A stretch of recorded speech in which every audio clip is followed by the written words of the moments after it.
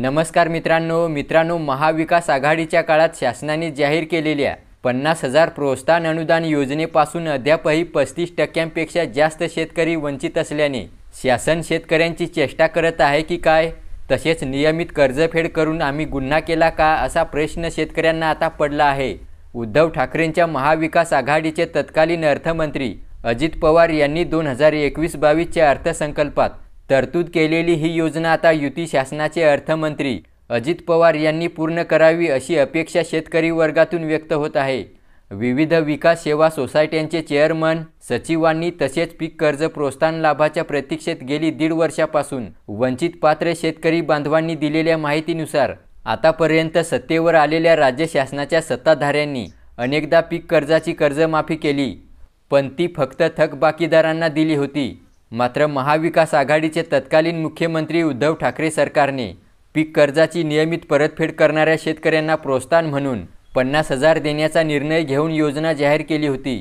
तर त्यानुसार प्राथमिक सेवा सोसायट्या व विविध वित्तीय संस्था तसेच बँकांकडून पीक कर्ज घेऊन 2017-18 पासून सलग 3 वर्षे नियमित परतफेड करणाऱ्या पात्र शेतकऱ्यांना 50,000 प्रोत्साहनपर रक्कम देण्याची घोषणा केली होती।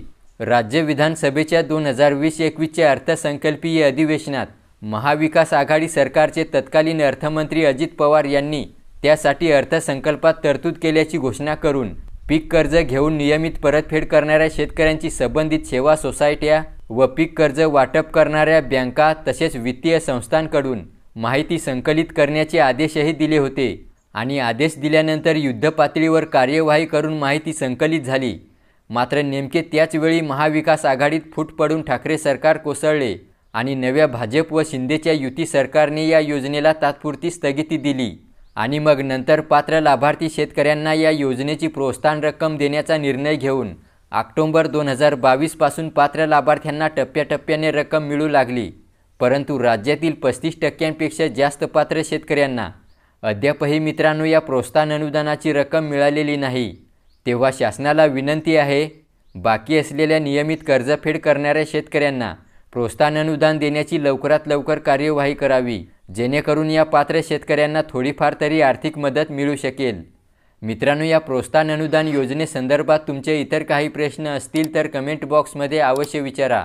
व्हिडिओला लाईक करा आणि चॅनल सबस्क्राईब केला नसेल तर सबस्क्राईब अवश्य करा। धन्यवाद।